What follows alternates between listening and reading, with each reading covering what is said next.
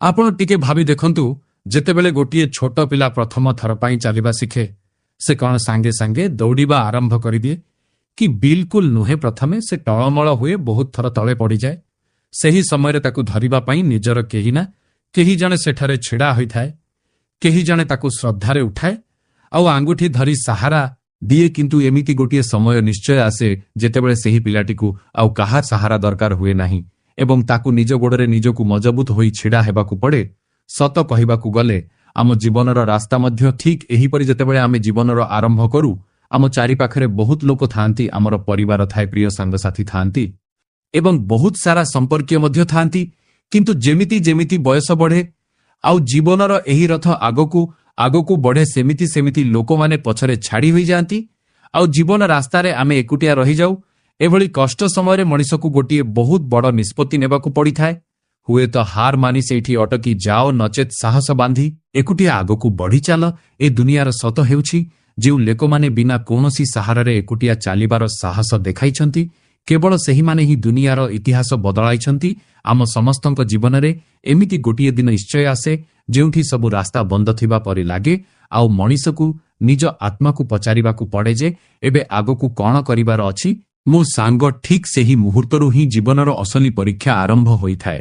ଏହା କୌଣସି କାଗଜ କଲମର ପରୀକ୍ଷା ନୁହେଁ, ବରଂ ଏହା ହେଉଛି ଆପଣଙ୍କ ଭିତରେ ଲୁଚି ରହିଥିବା ଆତ୍ମବିଶ୍ୱାସର ସବୁଠାରୁ ବଡ଼ ପରୀକ୍ଷା। ଆପଣଙ୍କ ଭିତରେ କିଛି କରି ଦେଖାଇବାର ଇଚ୍ଛାଶକ୍ତି କେତେ ମଜବୁତ ଅଛି, ଏହା ହେଉଛି ତାର ଏକ ପରୀକ୍ଷା। ଯେତେବେଳେ ଆପଣଙ୍କ ସୁଖ ଦୁଃଖରେ କେହି ବି ଆପଣଙ୍କ ସାଥ ଦିଅନ୍ତି ନାହିଁ, ସେତେବେଳେ ଆପଣ ନିଜ ଜୀବନର ପୂରା ଦାୟିତ୍ୱ ନିଜ କାନ୍ଧ ଉପରକୁ ନେଇଥାନ୍ତି।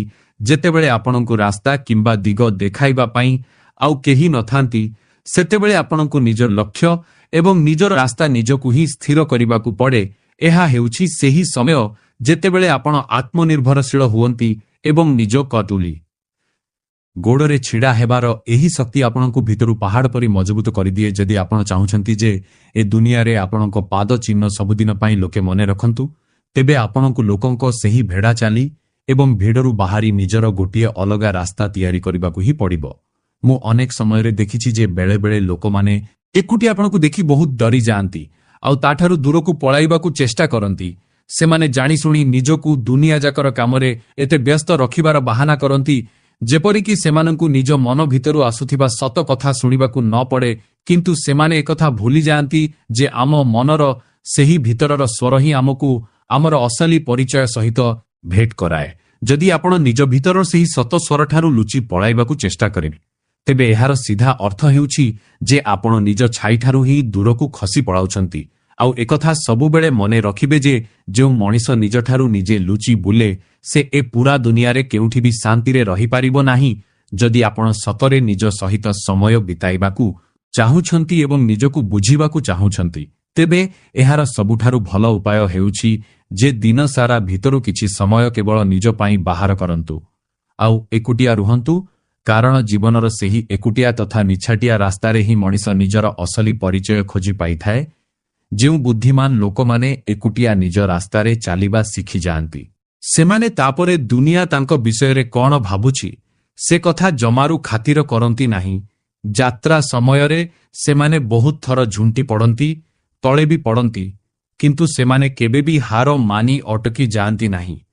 ଆଖପାଖର ଲୋକେ ତାଙ୍କ ଉପରେ ହସନ୍ତି, ତାଙ୍କର ବହୁତ ମଜାକ ଉଡ଼ାନ୍ତି, କିନ୍ତୁ ସେହି ଲୋକମାନେ ଓଲଟି ମୁହଁରେ କୌଣସି ଜବାବ ଦିଅନ୍ତି ନାହିଁ। ଏହାର କାରଣ ହେଉଛି ତାଙ୍କର ସଫଳତା ଏବଂ ତାଙ୍କର କର୍ମ ହିଁ ଦୁନିଆ ପାଇଁ ସବୁଠାରୁ ବଡ଼ ଏବଂ କଡ଼ା ଜବାବ ହୋଇଥାଏ।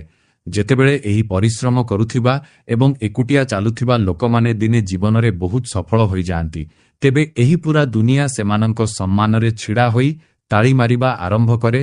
ଏହା ସେହି ସମାନ ଦୁନିଆ ଯିଏ ଖରାପ ସମୟରେ ସେମାନଙ୍କୁ ଏକୁଟିଆ ଛାଡ଼ି ଦେଇଥିଲା। ଗୋଟିଏ କଥା ସବୁବେଳେ ନିଜ ମୁଣ୍ଡରେ ପୂରାଇ ରଖନ୍ତୁ ଯେ ଯେପର୍ଯ୍ୟନ୍ତ ଆପଣଙ୍କୁ ଜୀବନରେ ଆଗକୁ ବଢ଼ିବା ପାଇଁ ଅନ୍ୟ କାହାର ସାହାରା କିମ୍ବା ସାଥ ଦରକାର ପଡ଼ୁଛି, ସେପର୍ଯ୍ୟନ୍ତ ଆପଣଙ୍କର ସେହି ଶକ୍ତି ଅସଲି ନୁହେଁ, ବରଂ ତାହା ଅନ୍ୟ କାହାଠାରୁ ଉଧାର ଅଣାଯାଇଥିବା ଶକ୍ତି। ମୁଁ ekଥା ମାନୁଛି ଯେ ବିନା କୌଣସି ସାହାରାରେ ଏକୁଟିଆ ରାସ୍ତାରେ ଚାଲିବା ବହୁତ କଷ୍ଟ କାମ। ଏହା 100% ସତ। କିନ୍ତୁ ସେହି ଏକୁଟିଆ ଯାତ୍ରାରୁ ମଣିଷକୁ ଯେଉଁ ଶିକ୍ଷା ଏବଂ ଯେଉଁ ଅମୂଲ୍ୟ ଅନୁଭବ ମିଳେ, ତାର ମୂଲ୍ୟ ଦୁନିଆର କୌଣସି ଧନ ସମ୍ପତ୍ତି ଦେଇ ସୁଝା ଯାଇପାରିବ ନାହିଁ। ସେହି ଯାତ୍ରାରେ ଆପଣ ପ୍ରତ୍ୟେକ ଛୋଟ ବଡ଼ ଜିନିଷକୁ ନିଜର ଅନୁଭୂତିରୁ ବୁଝିପାରନ୍ତି, ଯାହା ବିଷୟରେ ଆପଣ ପୂର୍ବରୁ କେବଳ ଲୋକଙ୍କ କଥାରେ ଶୁଣିଥିଲେ। ଆଉ ଯେତେବେଳେ ଆପଣ ସେହି ସଂଘର୍ଷଗୁଡ଼ିକୁ ନିଜ ଆଖିରେ ଦେଖନ୍ତି ଏବଂ ନିଜ ଜୀବନରେ ଅନୁଭବ କରନ୍ତି, ସେତେବେଳେ ଦୁନିଆକୁ ଦେଖିବାର ଆପଣଙ୍କର ବୁଝାମଣା, ଆପଣଙ୍କର ଦୃଷ୍ଟିକୋଣ ଏବଂ ଆପଣଙ୍କର ଭିତରର ଶକ୍ତି ଏସବୁ କିଛି ଏକଦମ ଅସଲି ଏବଂ ସତ୍ୟ ହୋଇଯାଏ। ସେଥିପାଇଁ ମୋ ସାଙ୍ଗ, ଯଦିଓ ତୁମକୁ ଏକୁଟିଆ ଚାଲିବାକୁ ପଡ଼େ, କିନ୍ତୁ ନିଜ ପାଦ କେବେ ବି ଅଟକାଇବ ନାହିଁ। ବସ୍ ସବୁବେଳେ ଚାଲିଥାଅ। ତୁମେ ଯେମିତି ଯେମିତି ଆଗକୁ ବଢ଼ିବ, ତୁମର ରାସ୍ତା ଆପେ ଆପେ ଆଗକୁ ତିଆରି ହୋଇ ଚାଲିବ। ସେଥିପାଇଁ ମୁଁ ଆପଣଙ୍କୁ କହୁଛି ଯେ ଯେତେବେଳେ ବି ଜୀବନର କୌଣସି ମୋଡ଼ରେ ପରିସ୍ଥିତି ଆପଣଙ୍କୁ ବିଲକୁଲ ଏକୁଟିଆ କରିଦିଏ, ତେବେ ସେହି ଏକୁଟିଆପଣକୁ ଦେଖି କେବେ ଡରିବେ ନାହିଁ। ଆପଣଙ୍କୁ ଏକଥା ବୁଝିବା ଦରକାର ଯେ ଏହା ହେଉଛି ଭଗବାନ ଏବଂ ପ୍ରକୃତିର ଗୋଟିଏ ବହୁତ ସ୍ୱତନ୍ତ୍ର ଉପାୟ, ଯେଉଁଥିରେ ସେମାନେ ଆପଣଙ୍କୁ ଆସୁଥିବା ବଡ଼ ସମୟ ପାଇଁ ପ୍ରସ୍ତୁତ କରୁଛନ୍ତି ଏବଂ ସୁନା ପରି ନିଆଁରେ ପୋଡ଼ି ଖାଣ୍ଟି କରୁଛନ୍ତି। ଏହା ହେଉଛି ଉପରବାଲାଙ୍କ ତରଫରୁ ଆପଣଙ୍କ ପାଇଁ ଏକ ସିଧା ସଂକେତ ଯେ ଏବେ ଆପଣଙ୍କର ସେହି ସଠିକ୍ ସମୟ ଆସିଯାଇଛି, ଯେତେବେଳେ ଆପଣଙ୍କୁ ଦୁନିଆ ଆଗରେ ନିଜକୁ ପ୍ରମାଣିତ କରିବାକୁ ପଡ଼ିବ, ନିଜର ଦୁର୍ବଳତା ଓ ଶକ୍ତିକୁ ଜାଣିବାକୁ ପଡ଼ିବ ଏବଂ ନିଜ ହାତରେ ନିଜର ଉଜ୍ଜଳ ଭାଗ୍ୟର ରେଖା ଟାଣିବାକୁ ପଡ଼ିବ। ଇତିହାସ ସାକ୍ଷୀ ଅଛି ଯେ ବହୁତ ଥର ସେହି ଏକୁଟିଆ ଚାଲୁଥିବା ଗୋଟିଏ ସାଧାରଣ ମଣିଷ ହିଁ ପୁରା ଭିଡ଼ର ରାସ୍ତା ବଦଳାଇବାର କ୍ଷମତା ରଖିଥାଏ। କୌଣସି ମଣିଷ ବାହାରୁ ଦେଖିବାକୁ କେମିତି ଅଟେ କିମ୍ବା ସମାଜରେ ତାର ସ୍ଥାନ କ'ଣ, ଏକଥା ବିଲକୁଲ ବି ମାଇନେ ରଖେ ନାହିଁ। ଆଉ ଏହା ଟିକେ ବି ଗୁରୁତ୍ୱପୂର୍ଣ୍ଣ ନୁହେଁ। କିନ୍ତୁ ସେହି ମଣିଷର ହୃଦୟ ଏବଂ ମୁଣ୍ଡ ଭିତରେ କ'ଣ ଲୁଚି ରହିଛି, ତାର ବିଚାର କେମିତି, ଏ କଥା ହିଁ ସବୁଠାରୁ ଅଧିକ ମାଇନେ ରଖେ। ଯଦି ଦୁନିଆ ଆପଣଙ୍କ ବିଷୟରେ ଖରାପ କହୁଛି, ତେବେ ସେହି ସବୁ ଲୋକଙ୍କ ପାଟି ବନ୍ଦ କରିବାରେ ନିଜର ଶକ୍ତି ନଷ୍ଟ କରିବା ଅପେକ୍ଷା ବରଂ ଏହା ବହୁତ ଭଲ ଯେ ଆପଣ ନିଜ କାନ ହିଁ ବନ୍ଦ କରିଦିଅନ୍ତୁ ଏବଂ ସେମାନଙ୍କ କଥା ଉପରେ ଧ୍ୟାନ ଦିଅନ୍ତୁ ନାହିଁ। ବିଶ୍ୱାସ କରନ୍ତୁ, ଏମିତି କରିବା ଦ୍ୱାରା ଆପଣଙ୍କ ଜୀବନ ପୂର୍ବ ଅପେକ୍ଷା ବହୁତ ଅଧିକ ଭଲ ଏବଂ ଶାନ୍ତିପୂର୍ଣ୍ଣ ହୋଇଯିବ।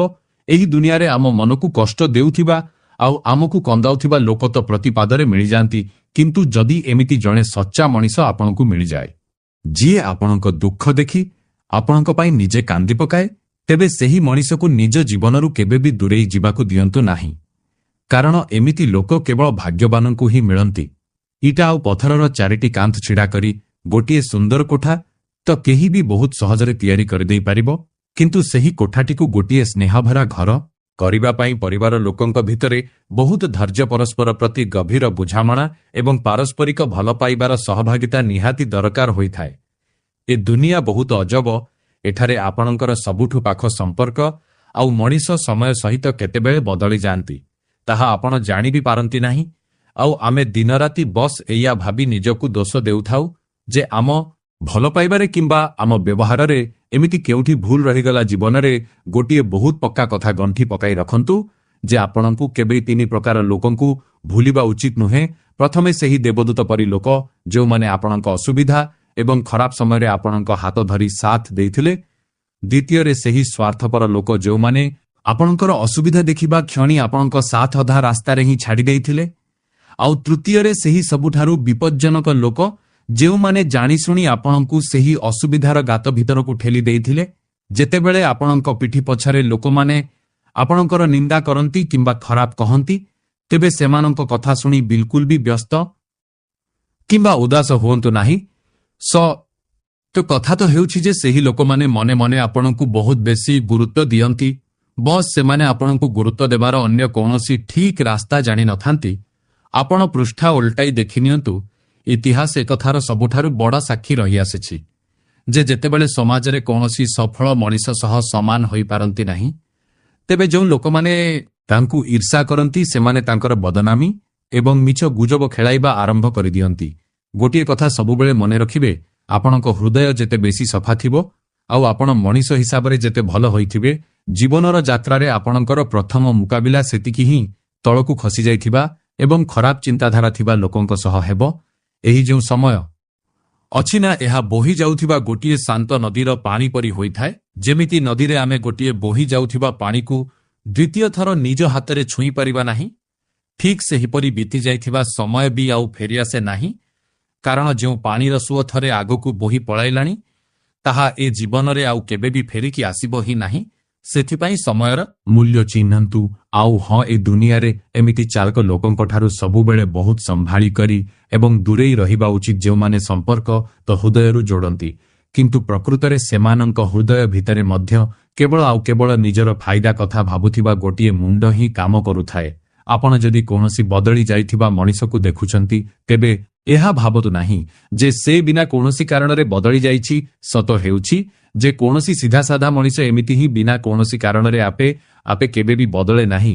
ପ୍ରକୃତରେ ମଣିଷ ଜୀବନରେ କିଛି ଏମିତି ଗଭୀର ଦୁଃଖ ଆଉ ଏମିତି କଷ୍ଟଦାୟକ ଘଟଣାମାନ ଘଟିଯାଏ ଯାହା ସେହି ମଣିଷକୁ ନିଜର ସ୍ୱଭାବ ଆଉ ନିଜର ଦୃଷ୍ଟିକୋଣ ପୂରାପୂରି ବଦଳାଇବା ପାଇଁ ବାଧ୍ୟ କରିଦିଏ। ଏହା କେତେ ଅଜବ ଓ ଆଶ୍ଚର୍ଯ୍ୟର କଥା ନା ଯେ ଆମେ ସବୁ ମଣିଷ ନିଜ ଜୀବନରେ କେବଳ ଖୁସି ପାଇବା ପାଇଁ ଏବଂ ଖୁସିରେ ରହିବା ପାଇଁ ଦିନରାତି କାମ କରୁ ଏବଂ ସବୁବେଳେ ଟେନସନରେ ରହି ନିଜକୁ ହିଁ ହଇରାଣ କରୁଥାଉ। ଥରେ ଜଣେ କିଛି ଜାଣିବାକୁ ଇଚ୍ଛା ରଖିଥିବା ବ୍ୟକ୍ତି ଜଣେ ବହୁତ ଜ୍ଞାନୀ ସାଧୁଙ୍କ ପାଖକୁ ଯାଇ ତାଙ୍କୁ ଗୋଟିଏ ପ୍ରଶ୍ନ ପଚାରିଲେ ଯେ, ହେ ମହାତ୍ମା, ଦୟାକରି ମୋତେ ବୁଝାନ୍ତୁ ଯେ ଶେଷରେ ରାଗ କ'ଣ ହୋଇଥାଏ।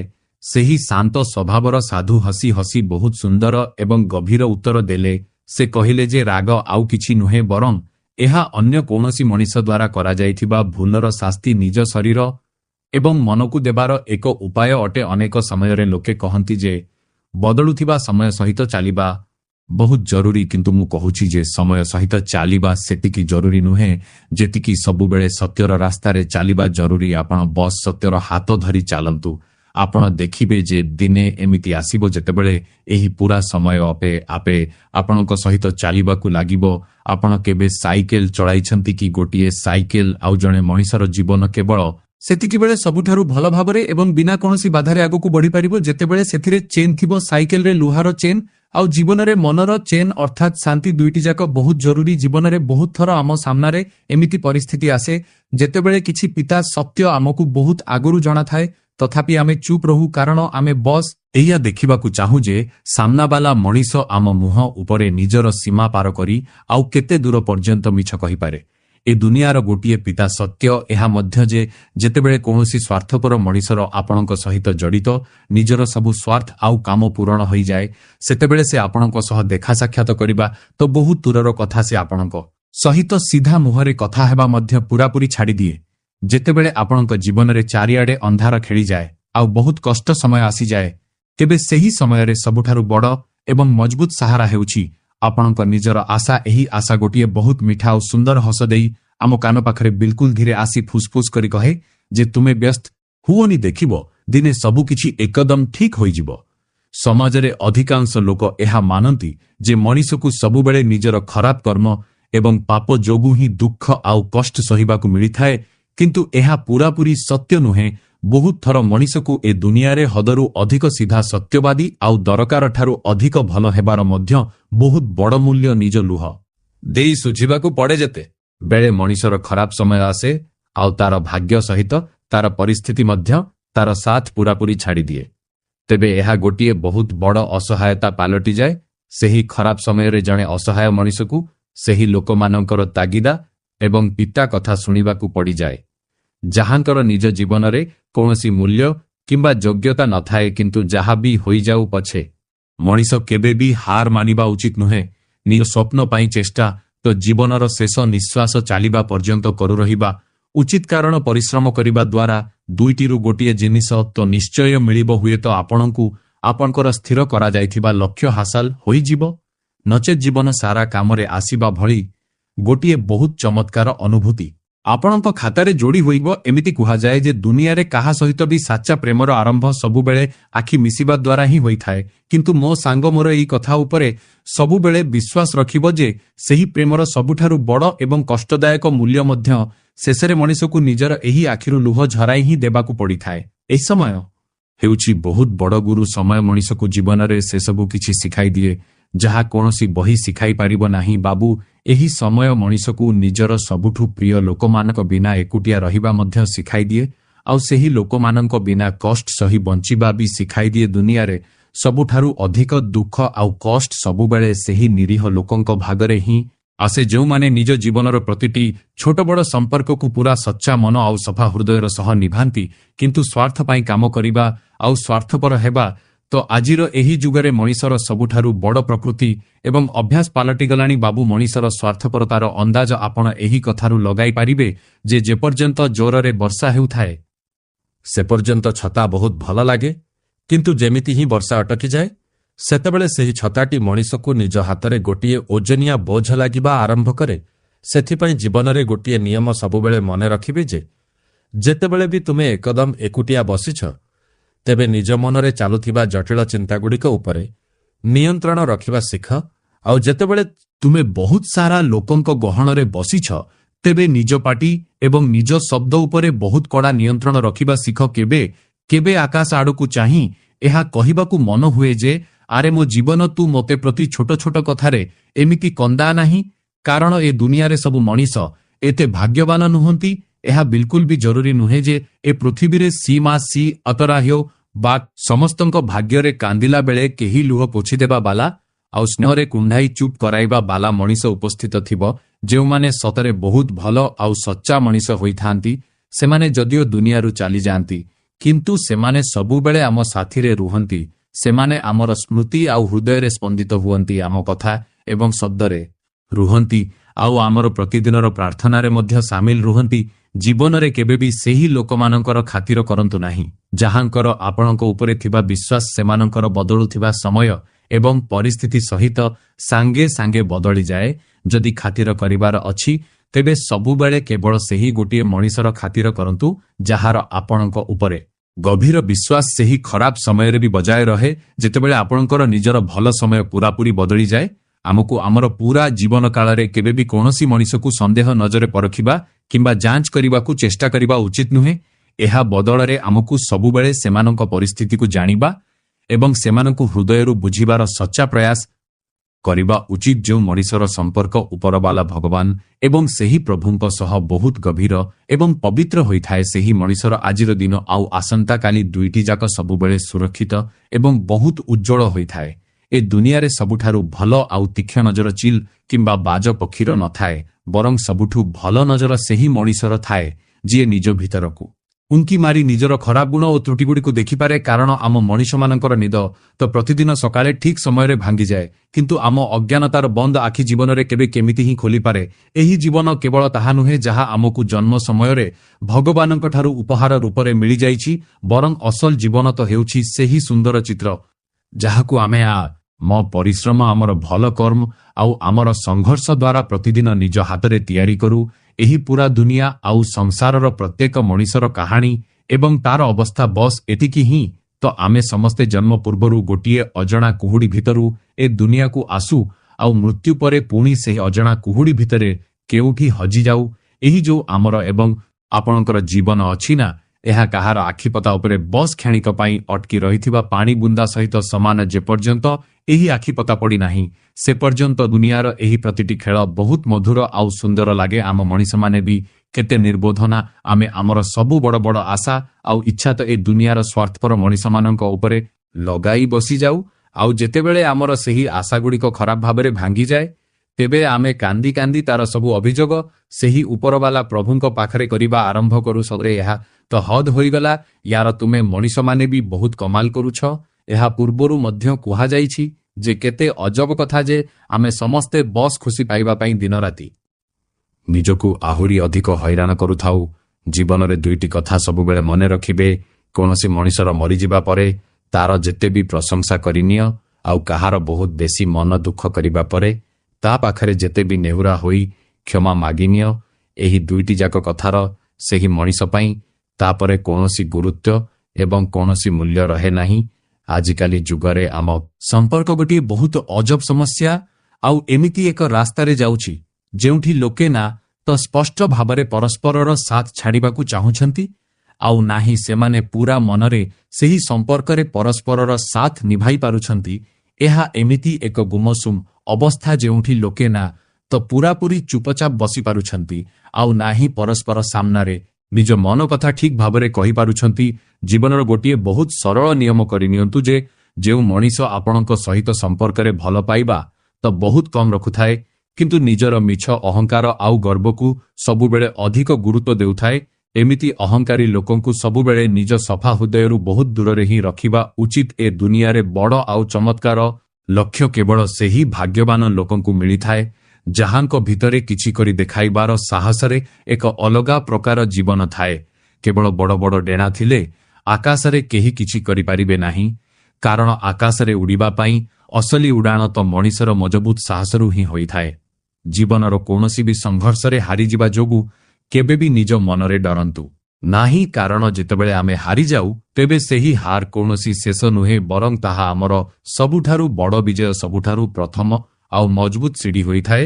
ଯେଉଁ ଲୋକମାନେ ରାସ୍ତାରେ ବାରମ୍ବାର ପଡ଼ିଯାଇ ମଧ୍ୟ ହାର ମାନନ୍ତି ନାହିଁ ଏବଂ ପୁଣି ଥରେ ଛିଡ଼ା ହୋଇ ଉଠନ୍ତି, ପ୍ରକୃତରେ ସେହି ଲୋକମାନେ ହିଁ ଦୁନିଆର ସବୁଠାରୁ ବଡ଼ ସ୍ଥାନ ହାସଲ କରି ଦେଖାନ୍ତି।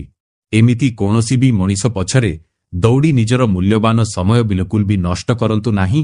ଯେଉଁ ମଣିଷ ଆପଣଙ୍କ ଭଲ ପାଇବା ଏବଂ ଆପଣଙ୍କ ସମୟର ଟିକିଏ ବି କଦର କରେ ନାହିଁ, କାରଣ ଯେଉଁ ମଣିଷ ସତରେ ଆପଣଙ୍କୁ ହୃଦୟରୁ ସମ୍ମାନ ଆଉ କଦର କରେ, ତାକୁ ଆପଣଙ୍କୁ କେବେ କିଛି କହିବାକୁ ଦରକାର ପଡ଼ିବ ନାହିଁ।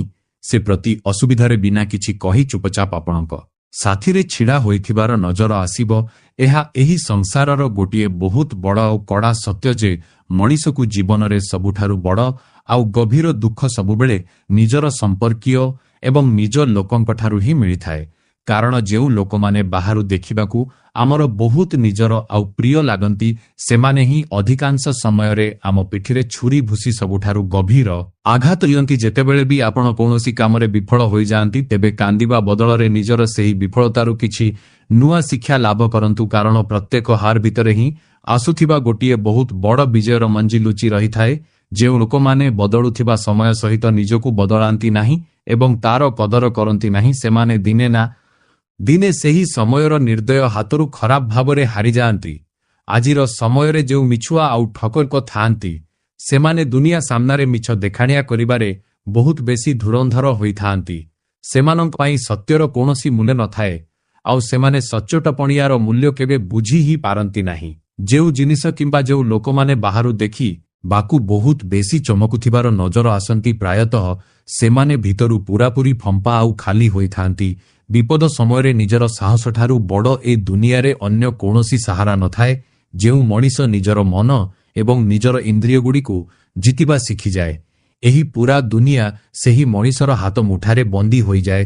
ଯିଏ କେବଳ ଆଉ କେବଳ ନିଜ ଉପରେ ଦୃଢ଼ ବିଶ୍ୱାସ ରଖେ, ଏହି ଭାଗ୍ୟ ମଧ୍ୟ ସବୁବେଳେ କେବଳ ସେହି ଲୋକମାନଙ୍କ ସାଥ ଦେଇ ପ୍ରସନ୍ନ ହୁଏ ଯେଉଁ ଲୋକମାନେ ନିଜର ଦିନରାତିର କଠିନ ପରିଶ୍ରମ ଉପରେ ବିଶ୍ୱାସ ରଖନ୍ତି।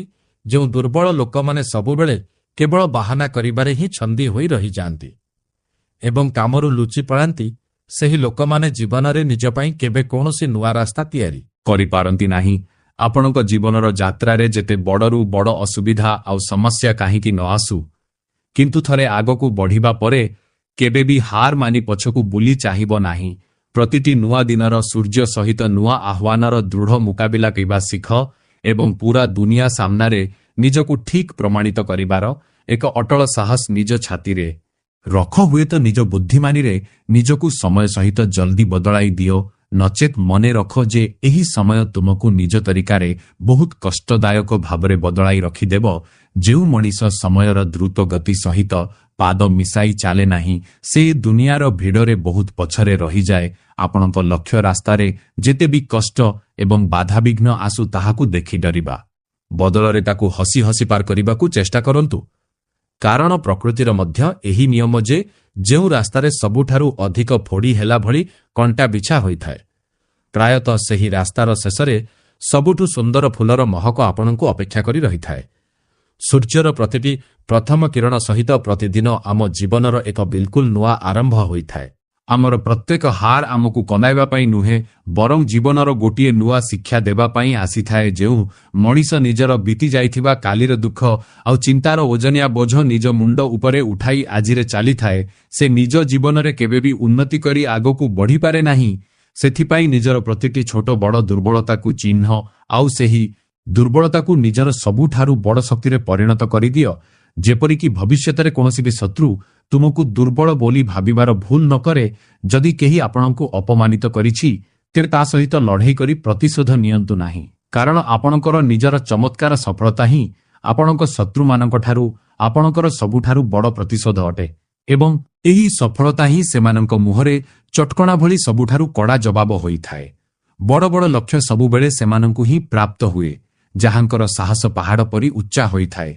ରାସ୍ତାରେ ଚାଲୁ ଚାଲୁ ଯେଉଁ ମଣିଷ ଜୋରରେ ଝୁଣ୍ଟି ତଳେ ପଡ଼ିଯିବା ପରେ ବି ନିଜ ଗୋଡ଼ରେ ପୁଣି ଥରେ ଛିଡ଼ା ହୋଇ ଉଠେ, ସେ ହିଁ ଏହି ଜୀବନ ଖେଳର ସବୁଠାରୁ ଅସଲି ଏବଂ ମହାନ ବିଜେତା କୁହାଯାଏ। ତେଣୁ ଯେଉଁ ବି ମଣିଷ ନିଜ ଜୀବନରେ କଡ଼ା ନିୟମ ତିଆରି କରି ନିଜର ଆଜିର କାମକୁ କାଲି ଉପରେ ପକାଇବା ବଦଳରେ ଆଜି ହିଁ ପୂରା କରିବ, ଆପଣ ନିଜେ ଦେଖିବେ ଯେ ସେହି ସାଧାରଣ ମଣିଷ ବି ଦିନେ ନିଜ ପରିଶ୍ରମ ବଳରେ ପୂରା ଦୁନିଆ ଉପରେ ସାନରେ ରାଜ କରିବ। ଆଜିର ଏହି ଦେଖାଣିଆ ଯୁଗରେ ଗୋଟିଏ ଅଜବ କଥା ଦେଖିବାକୁ ମିଳୁଛି ଯେ ଆଜିକାଲି ଲୋକଙ୍କୁ ଯଦି ଆପଣ ସଚ୍ଚା ହୃଦୟରୁ ଇଜ୍ଜତ ଆଉ ସମ୍ମାନ ଦେବେ ତେବେ ସେମାନେ ଖୁସି ହୁଅନ୍ତି ନାହିଁ। ଏହା ବଦଳରେ ଯେଉଁ ଲୋକମାନେ ସେମାନଙ୍କର ମିଛ ପ୍ରଶଂସା କରନ୍ତି ଆଉ ସେମାନଙ୍କ ସାମ୍ନାରେ ଦେଖାଣିଆ ଚାପଲୁସି କରନ୍ତି, ସେହି ଲୋକମାନଙ୍କ ଦ୍ୱାରା ଘେରି ହୋଇ ସେମାନେ ନିଜ ଭିତରେ ବହୁତ ଅଧିକ ମିଛ ଗର୍ବ ଅନୁଭବ କରନ୍ତି। ଏହି ସମାଜରେ ଅନେକ ସମୟରେ ବହୁତ ଲୋକ ଦୁନିଆ ନଜରରେ ମହାନ ଏବଂ ବଡ଼ ହେବା ଚକ୍କରେ ନିଜର ମୂଳ ମାନବିକତା ହିଁ ହରାଇ ବସନ୍ତି ଆଉ ଜଣେ ଭଲ ମଣିଷ ହେବା ପୂରାପୂରି ଭୁଲିଯାଆନ୍ତି। ମଣିଷର ସୁନ୍ଦର ଜୀବନକୁ ପୂରାପୂରି ନଷ୍ଟ ଏବଂ ବରବାଦ କରିଦେଉଥିବା କିଛି ବହୁତ ହିଁ ବିପଜ୍ଜନକ ଶବ୍ଦ ଅଛି ଆଉ ସେହି ଶବ୍ଦଗୁଡ଼ିକ ହେଲା ଯେ ମୁଁ ଏହି ସବୁ କାମ ଆଜି ନୁହେଁ ବରଂ କାଲିଠାରୁ ନିଶ୍ଚୟ କରିବି। ଘରେ ବସି ମାଗଣା ରୁଟି ଭାଙ୍ଗୁଥିବା ଲୋକଙ୍କୁ ଜଣା ନଥାଏ କିନ୍ତୁ ଟଙ୍କାର ଆଉ ଝାଳର ଅସଲି ମୂଲ୍ୟ ମଣିଷକୁ କେବଳ ସେତିକିବେଳେ ଯାଇ ବୁଝାପଡ଼େ ଯେତେବେଳେ ତାକୁ କଡ଼ା ଖରାରେ ବାହାରି ସେହି ଟଙ୍କା ନିଜ ରକ୍ତ ଝାଳରୁ ରୋଜଗାର କରିବାକୁ ପଡ଼ିଥାଏ। ଏହି ସ୍ୱାର୍ଥପର ଦୁନିଆରେ ଭୁଲରେ ବି କୌଣସି ଆପଣ ପୂରାପୂରି କୌଣସି ଅନ୍ୟ ଶକ୍ତିଶାଳୀ ମଣିଷର ଛାଇ ତଳେ ଲୁଚି ଛିଡ଼ା ହୁଅନ୍ତି ତେବେ ସେହି ଘନ ଛାଇରେ ଆପଣଙ୍କୁ ନିଜର କୌଣସି ଅଲଗା ଛାଇ କିମ୍ବା ପରିଚୟ କେବେ ବି ନଜର ଆସେ ନାହିଁ। କେବେ କେବେ ଭଲ ପାଇବାରେ ଏମିତି ବି ହୁଏ ଯେ ସେହି ମଣିଷ ବିନା କିଛି କହି ନିଜ ଆଖିରେ ହିଁ ବେହିସାବ ପ୍ରେମର ଇଜାହାର କରୁଥାଏ ଆଉ ଆମେ ନାଦାନ ବସ୍ ତାଙ୍କ ପାଟିରୁ ଥରେ ସେହି ଭଲ ପାଇବାର କଥା ଶୁଣିବା ପାଇଁ ଜୀବନ ସାରା ତରସି ରହିଯାଉ। ଏହି ଯେଉଁ ଜୀବନ ଅଛି ଏହା ଗୋଟିଏ ନିରନ୍ତର ବୋହି ଯାଉଥିବା ପବିତ୍ର ନଦୀ ସମାନ। ସେଥିପାଇଁ ଆମ ସାମ୍ନାରେ ଚାହେଁ କେମିତି ବି ଭଲ କିମ୍ବା ଖରାପ ପରିସ୍ଥିତି କାହିଁକି ନ ଆସୁ ଆମକୁ ପାଣି ପରି ସବୁବେଳେ ଆଗକୁ ହିଁ ବଢ଼ି ଚାଲିବା ଉଚିତ। ମନେ ରଖନ୍ତୁ ଯେ ଯେଉଁଠି ମଣିଷର ସଚ୍ଚା ଚେଷ୍ଟା ଆଉ ତାର ହାଡ଼ଭଙ୍ଗା ପରିଶ୍ରମର କଦ ବହୁତ ଅଧିକ ବଡ଼ ହୋଇଯାଏ ସେଠାରେ ତ ବିଲରେ ଛିଡ଼ା ହୋଇଥିବା ଶସ୍ୟର କେଣ୍ଡା ଆଉ ଭାଗ୍ୟକୁ ମଧ୍ୟ ସେହି ମଣିଷ ଆଗରେ ନିଜ ମୁଣ୍ଡ ନୁଆଇବାକୁ ହିଁ ପଡ଼ିଥାଏ। ଯେମିତିକି ମୁଁ ପୂର୍ବରୁ କହିଲି, ଯେତେବେଳେ କେହି ପଚାରିଥିଲେ ଯେ ଏ ରାଗ ପ୍ରକୃତରେ କି ବେମାରୀ ଅଟେ ତେବେ ଏହାର ବହୁତ ହିଁ ସୁନ୍ଦର ଆଉ ସଠିକ୍ ଜବାବ ମିଳିଥିଲା, କୌଣସି ଅନ୍ୟ ଅଜ୍ଞାନୀ ମଣିଷ କରିଥିବା ଭୁଲ ଏବଂ ବୋକାମିର ଶାସ୍ତି ନିଜ ଶରୀର ଆଉ ନିଜ ଶାନ୍ତିକୁ ଦେବା, ଏହା ତ ହେଉଛି ରାଗ। ସତ କହିବାକୁ ଗଲେ ମୋତେ ସେହି ସମାଲୋଚକ ଆଉ ନିନ୍ଦୁକ ଲୋକ ବହୁତ ହିଁ ବେଶୀ ଭଲ ଲାଗନ୍ତି ଯେଉଁମାନେ କଥା କଥାରେ ମୋ ଉପରେ ନିଜ ଆଙ୍ଗୁଠି ଉଠାନ୍ତି ଆଉ ମୋର ଦୋଷ ବାହାର କରନ୍ତି।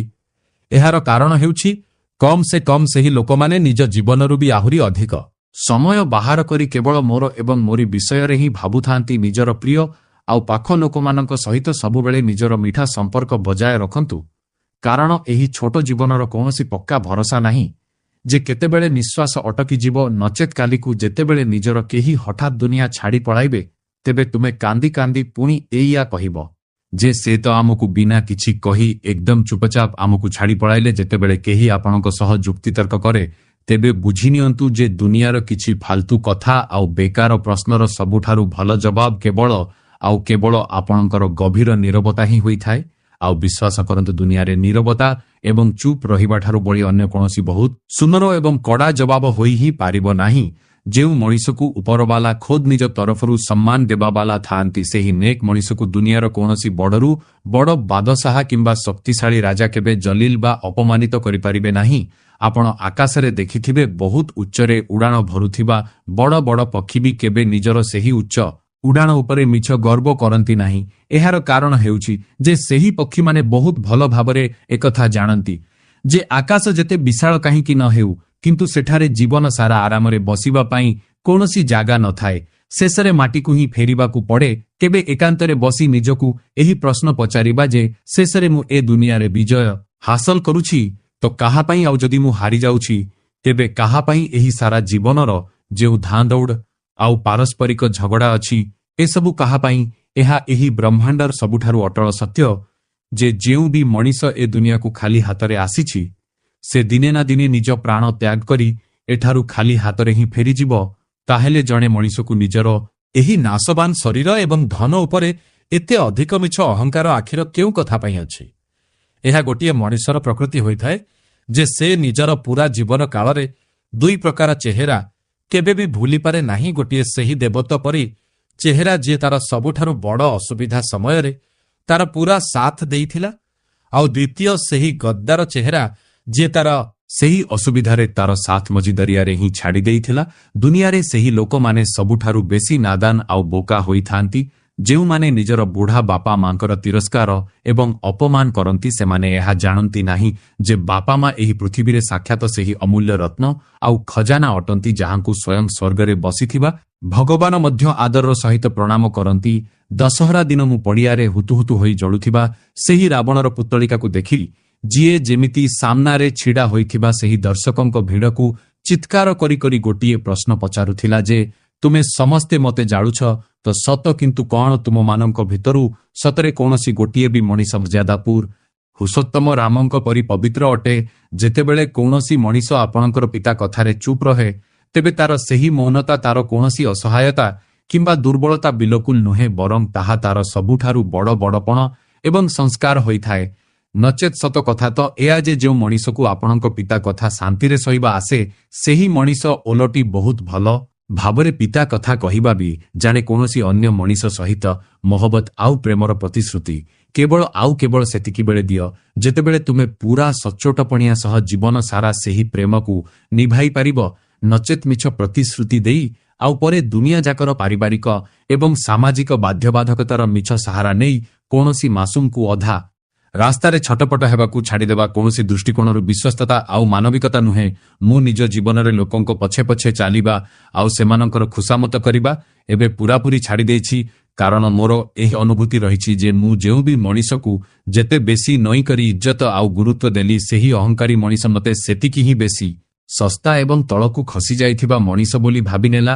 ଏହା ଦୁନିଆର ଗୋଟିଏ ବହୁତ ହିଁ ଅଜବ ସତ୍ୟ ଯେ ଯେଉଁ ମଣିଷ ସବୁବେଳେ ସତ କହିବାର ଅଭ୍ୟାସ ରଖେ ଆଉ ମିଛର ସାହାରା ନିଏ ନାହିଁ, ଆଜିର ସମାଜରେ ଲୋକେ ସେହି ସଚ୍ଚା ମଣିଷକୁ ହିଁ ସବୁଠାରୁ ବେଶି ଭୁଲ ଆଉ ପାଗଳ ମଣିଷ ବୋଲି ଭାବନ୍ତି। ଅନେକ ସମୟରେ ମୁଁ ସମୁଦ୍ର କୂଳରେ ଚୁପଚାପ ବସି ବସ୍ ଏଇଆ ଗଭୀର ଭାବରେ ଭାବୁଥାଏ ଯେ ଶେଷରେ ଏହି ଦୁଇଟି ଭିତରୁ କିଏ ସବୁଠାରୁ ଅଧିକ ଅସହାୟ? କ'ଣ ଏହି ଶୁଖିଲା କୂଳ ବେଶି ଅସହାୟ, ଯିଏ ଚାହିଁକି ବି ଆଗକୁ ଚାଲିପାରିବ ନାହିଁ, କିମ୍ବା ପାଣିର ସେହି ଦ୍ରୁତ ଲହରୀ ବେଶି ଅସହାୟ, ଯିଏ ଚାହିଁକି ବି ଗୋଟିଏ ଜାଗାରେ ଶାନ୍ତିରେ ଅଟକି ପାରିବ ନାହିଁ? ଆମେ ଆମ ହୃଦୟର ଏହି ଭାରି କଷ୍ଟ କୌଣସି ଅନ୍ୟ ମଣିଷକୁ କ'ଣ ବା କହିବୁ ଯେ ଆଜି ଆମେ ଭିତରୁ କେତେ ଅଧିକ ଅସହାୟ ଆଉ ବାଧ୍ୟ ହୋଇସାରିଛୁ? ଯେଉଁ ଗୋଟିଏ ମଣିଷକୁ ଆମେ ଆମର ସଚ୍ଚା ହୃଦୟରୁ ପୂରା ଦୁନିଆ ସହ ଲଢ଼ି ଭଲ ପାଇଥିଲୁ, ଆଜି ଆମେ ସେହି ମଣିଷଠାରୁ କୋଷ କୋଷ ଦୂର ହୋଇଯାଇଛୁ। କିଛି ଲୋକଙ୍କ ଆଖିରେ ମୁଁ ସବୁବେଳେ ଗୋଟିଏ କଣ୍ଟା ପରି ଖଟକୁଥାଏ, କାରଣ ସେମାନଙ୍କର ମିଛ ନିୟମ ଆଗରେ କେବେ ମୁଣ୍ଡ ନୁଆଏ ନାହିଁ। କିନ୍ତୁ ବାକି ଯେଉଁ ଭଲ ଲୋକଙ୍କୁ ମୋର ଏହି ସଚ୍ଚା ସ୍ୱଭାବ ଭଲ ଲାଗେ, ସେହି ପ୍ରିୟ ଲୋକମାନେ ମୋତେ ନିଜ ନଜରରେ କେବେ ତଳକୁ ଖସିବାକୁ ମଧ୍ୟ ଦିଅନ୍ତି ନାହିଁ। ଆମର ପବିତ୍ର ଗ୍ରନ୍ଥ ଭଗବତ ଗୀତାରେ ଶ୍ରୀକୃଷ୍ଣ ବହୁତ ସ୍ପଷ୍ଟ ରୂପରେ ଲେଖିଛନ୍ତି ଯେ କୌଣସି ବି ସାଧାରଣ ମଣିଷ ପୂରାପୂରି ବରବାଦ ହେବା ପଛରେ ମୁଖ୍ୟ ରୂପରେ 6ଟି ବହୁତ ବଡ଼ କାରଣ ଥାଏ।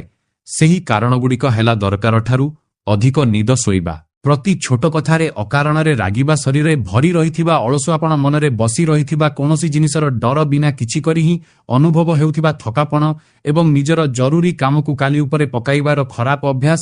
ସେଥିପାଇଁ ମୋର ଗୋଟିଏ ପରାମର୍ଶ ମାନନ୍ତୁ, ଯେଉଁ କାଲି ବିତିଯାଇଛି ତାର ଦୁଃଖରେ ବସି ଏବେ ଆଉ କାନ୍ଦନ୍ତୁ ନାହିଁ, କାରଣ ସେହି ବିତିଯାଇଥିବା ସମୟ ଏବେ ସବୁଦିନ ପାଇଁ ଚାଲିଯାଇଛି, ଆଉ ଯେଉଁ ଭବିଷ୍ୟତ ଏପର୍ଯ୍ୟନ୍ତ ସାମ୍ନାକୁ ଆସି ହିଁ ନାହିଁ, ତାହା ବିଷୟରେ ଭାବି ଭାବି ନିଜ ମୁଣ୍ଡରେ ଫାଲତୁ ଟେନସନ ବିଲକୁଲ ପାଳନ୍ତୁ ନାହିଁ। ଆପଣ କେବଳ ନିଜର ଆଜି ଅର୍ଥାତ୍ ବର୍ତ୍ତମାନର ଏହି ଗୋଟିଏ ମୁହୂର୍ତ୍ତରେ ପୂରାପୂରି ବଞ୍ଚନ୍ତୁ, ଆଉ ଏହି ମୁହୂର୍ତ୍ତକୁ ନିଜର ଭଲ କାମ ଦ୍ୱାରା ବହୁତ ସୁନ୍ଦର ଆଉ ସ୍ମରଣୀୟ କରନ୍ତୁ। ଜୀବନକୁ ଖୁସିରେ ବଞ୍ଚିବାର ଗୋଟିଏ ବହୁତ ହିଁ ସୁନ୍ଦର ଉପାୟ ହେଲା ଯେ ଆପଣ ନିଜର ଦୁନିଆ ଯାକର ସବୁ ଅକାରଣ ଚିନ୍ତା ଗୋଟିଏ ଜାଗାରେ ଏକାଠି କରି ନିଜ ପ୍ୟାଣ୍ଟ ପକେଟରେ ଚୁପଚାପ ରଖିନିଅନ୍ତୁ। କିନ୍ତୁ ହଁ, ଗୋଟିଏ କଥା ସବୁବେଳେ ଭଲ ଭାବରେ ମନେ ଥାଉ ଯେ ଆପଣଙ୍କର ସେହି ଚିନ୍ତା ବାଲା ପକେଟ ତଳେ ଗୋଟିଏ ବଡ଼ କଣା ନିଶ୍ଚୟ ଥିବା ଦରକାର, ଯେପରିକି ସବୁ ଚିନ୍ତା ଆପେ ଧୀରେ ଧୀରେ ତଳେ ପଡ଼ି ଶେଷ ହୋଇଯିବ। ଆପଣ କୌଣସି ଅନ୍ୟପର ମଣିଷ ପାଇଁ ଚାହେଁ ନିଜର ପୂରା ଜୀବନ କୁର୍ବାନ କରିଦିଅନ୍ତୁ, ଆଉ ଯେତେ ମରିମିଟି ଯାଆନ୍ତୁ ନା କାହିଁକି, ତଥାପି ବି ସେମାନେ ପୂରାପୂରି ଆପଣଙ୍କର ନିଜର କେବେ ହୋଇପାରନ୍ତି ନାହିଁ।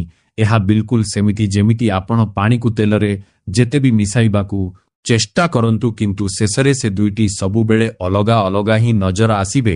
ସେଥିପାଇଁ ନିଜର ପାରସ୍ପରିକ ସମ୍ପର୍କରେ ସବୁବେଳେ ବହୁତ ବେଶୀ ବୁଦ୍ଧିମାନ ହୁଅନ୍ତୁ, ପୂରାପୂରି ବିଶ୍ୱସ୍ତ ରୁହନ୍ତୁ ଏବଂ ନିଜ ଭଲ ପାଇବାରୁ ଏକ ପ୍ରଭାବଶାଳୀ ମଣିଷ ହୁଅନ୍ତୁ। କିନ୍ତୁ ମୋର ଗୋଟିଏ କଥା ମନେ ରଖିବେ, କେବେ ବି ସମ୍ପର୍କରେ ଲାଭ କ୍ଷତି ଦେଖୁଥିବା ଜଣେ ସ୍ୱାର୍ଥପର ଦୋକାନୀ ହୁଅନ୍ତୁ ନାହିଁ। ମଣିଷର ଏହି ଜୀବନ ସେହି ମୁହୂର୍ତ୍ତରେ ଏକ ମୃତ୍ୟୁଠାରୁ ମଧ୍ୟ କେଉଁ ଗୁଣରେ ଅଧିକ ଭୟଙ୍କର ଓ ଡରାବଣା ହୋଇଯାଏ, ଯେତେବେଳେ ତାକୁ ନିଜର ହିଁ ସଚ୍ଚା ଭଲ ପାଇବା ଆଗରେ ନେହୁରା ହୋଇ ସେହି ପ୍ରେମ ଏବଂ ଭଲ ପାଇବାର ଗୋଟିଏ ଛୋଟ ଭିକ ମାଗିବାକୁ ପଡ଼ିଯାଏ।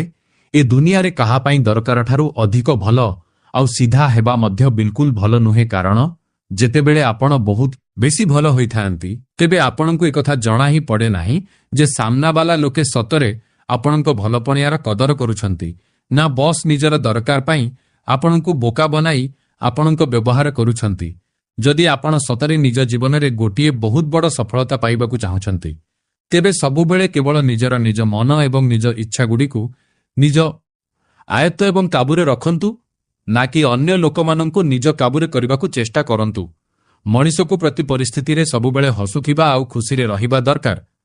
ଏହାର କାରଣ ହେଉଛି ଯେ ଆପଣଙ୍କର ଆଜି ବସି ବହୁତ ବେଶୀ ହଇରାଣ ହେବା ଆଉ କାନ୍ଦିବା ଦ୍ୱାରା ଆପଣଙ୍କ ଆସନ୍ତା କାଲିର କୌଣସି ବି ବଡ଼ ଅସୁବିଧା ଦୂର ହେବାକୁ ଯାଉନାହିଁ, ବରଂ ଏମିତି କରିବା ଦ୍ୱାରା ଆପଣଙ୍କ ଆଜିର ଦିନର ଯେଉଁ ଟିକିଏ ବହୁତ ସୁକୁନ ଆଉ ଶାନ୍ତି ଅଛି ତାହା ମଧ୍ୟ ପୂରାପୂରି ଛଡ଼ାଇ ହୋଇ ଚାଲିଯାଏ। ଯେଉଁମାନେ ସମାଜର ସତରେ ବହୁତ ଭଲ ଆଉ ସଚ୍ଚା ଲୋକ ହୋଇଥାନ୍ତି, ସେମାନଙ୍କ ସରଳ ସ୍ୱଭାବ ଗଣିତରଟିଏ ଶୂନ ସମାନ ହୋଇଥାଏ। ଏମିତିରେ ତ ଏକୁଟିଆ ଦେଖିଲେ ଶୂନର ନିଜର କୌଣସି ଅଲଗା ମୂଲ୍ୟ ନଜର ଆସେ ନାହିଁ, କିନ୍ତୁ ଏହି ଶୂନ ଯେତେବେଳେ ବି କୌଣସି ଅନ୍ୟ ସଂଖ୍ୟା କିମ୍ବା ଅଙ୍କ ସହିତ ଯାଇ ଯୋଡ଼ି ହୋଇଯାଏ, ତେବେ ସେ ଆଖିପିଛୁଳାକେ ତାର ମୂଲ୍ୟ 10 ଗୁଣା ବଢ଼ାଇ ଦିଏ। ଭଲ ଲୋକମାନେ ବି ଏମିତି ହିଁ ଅନ୍ୟମାନଙ୍କ ଜୀବନ ସଜାଡ଼ି ଦିଅନ୍ତି। ବୟସ୍କ ଲୋକମାନେ ବହୁତ ହିଁ ପତେ କଥା କହିଛନ୍ତି ଯେ ମଣିଷକୁ କେବେ ବି କୌଣସି ଛିଡ଼ା ହୋଇଥିବା ଘୋଡ଼ାର ଠିକ୍ ପଛରେ ଆଉ ବହୁତ ବେଶୀ ପଇସାବାଲା ଧନୀ ଲୋକଙ୍କର ବିଲକୁଲ ଆଗେ ଆଗେ କେବେ ବି ଚାଲିବା ଉଚିତ ନୁହେଁ, କାରଣ ଏହି ଦୁଇ ଜଣ ଯାକ ନିଜ ଶକ୍ତିର ଇସାରେ କେତେବେଳେ ଆପଣଙ୍କୁ ଜୋରରେ ଗୋଇଠା ମାରି ତଳେ ପକାଇଦେବେ। ଏହା ଆପଣଙ୍କୁ ଜଣା ବି ପଡ଼ିବ ନାହିଁ। ଜୀବନରେ ଯଦି ଆମେ ସାମ୍ନାବାଲାର କଥାକୁ ଶାନ୍ତିରେ ବସି କେବଳ ଶୁଣିନେଉ, ତେବେ ଆମ ଭିତରର କେତେ ବଡ଼ ବଡ଼ ଜଟିଳ ପ୍ରଶ୍ନ ଆଉ ଝଗଡ଼ା ଆପେ ଆପେ ସମାଧାନ ହୋଇଯାଏ। କିନ୍ତୁ ରାଗରେ ଆସି ସେମାନଙ୍କୁ ଓଲଟି ପିତା କଥା ଶୁଣାଇ ଦେବା ଦ୍ୱାରା ଆମେ ପୁଣି ଥରେ ସେହି ବଡ଼ ସମସ୍ୟାରେ ଯାଇ ଖରାପ ଭାବରେ ଛନ୍ଦି ହୋଇଯାଉ। ଯେଉଁ ବି ଭାଗ୍ୟବାନ ମଣିଷ ପାଖରେ ଜଣେ ବହୁତ ହିଁ ସଚ୍ଚା ଆଉ ଭଲ ସାଙ୍ଗ ଉପସ୍ଥିତ ଅଛି, ତାକୁ ନିଜ ଜୀବନର ତ୍ରୁଟିଗୁଡ଼ିକୁ ଦେଖିବା ପାଇଁ କୌଣସି ବି କାଚର ଦର୍ପଣ କିମ୍ବା ଆଇନାର ବିଲକୁଲ ବି ଦରକାର ନଥାଏ। ଜୀବନରେ ନିଜ ପ୍ରିୟ ସମ୍ପର୍କୀୟ ଏବଂ ନିଜ ଲୋକଙ୍କ ସହିତ ସମୟ ସମୟ ଦେଖା ସାକ୍ଷାତ କରିବା ଆଉ ସେମାନଙ୍କ ସହ ବସି ସ୍ନେହରେ କଥାବାର୍ତ୍ତା କରୁ ରହିବା ବହୁତ ହିଁ ବେଶୀ ଜରୁରୀ ହୋଇଥାଏ।